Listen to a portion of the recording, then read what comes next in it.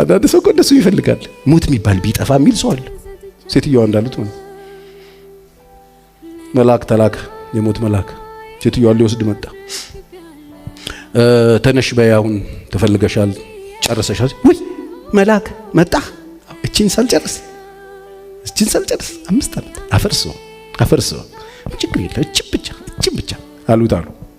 እንዳታከሩ እንደዚህ ያለ እንዴ ምናምን ብላችሁ ከዛ 5 ዓመት እሺ በይ ቶሎ ጨርሺ ብሎ ሄዳሉ። ከዛ 5 ዓመት አልቆ መጣ። ከምን ይወል ሴትዮዋ ከምን 5 ሞላው አፈር ልብላ እንደው አስቸገረችኝ አትበል አንድ ብቻ 5 ዓመት ጨምርልኝ። አንቺ ሴትዮዋ ረባክሽ ተጨቃጨቂ ተይ እንደው አፈርሰውን 5 ብቻ በእሺ ብሎ እሱ የሚወስደውን ወስዶ ሄደ። ከዛ መጣ 5 እኮ አፍንጫ ላይ ነው ጠቂል እዴ ሞልቶ ነው እንዳትለኝ አሉት። አዎ ሞልቶ መልአክዬ እቺም ድፍረት እንዳይሆንብኝ 5 ብቻ 5 አንቺ አሮጊት በጣም አስቸግረሻል። ካሁን ጋር እኮ 3ኛሽ ነው።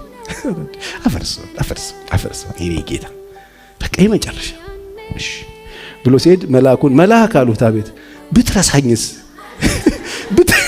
እርሳኝስ ሰው እኮ እንደዚህ ነው።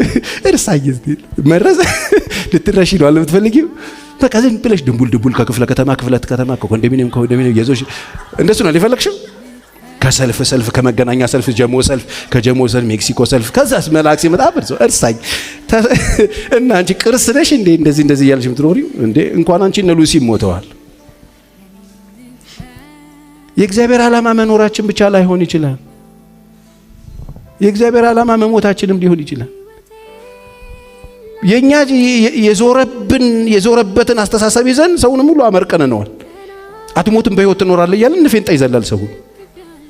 ምን ማለት ነው በህይወት ትኖራለህ ማለት? ህይወት ክርስቶስ ነው አይደል? በቃ ክርስቶስን አትርፈህበት በክርስቶስ አርፈህ በክርስቶስ ተጽናንተህ በክርስቶስ ባለጠጋ ሆነ በክርስቶስ ዘላለምን ይዘህ ነው እያልን ያለ ነው ወይንስ አትሞትም ነው ዝም ብለን? ሰውየው ዝም ብሎ መሬት ላይ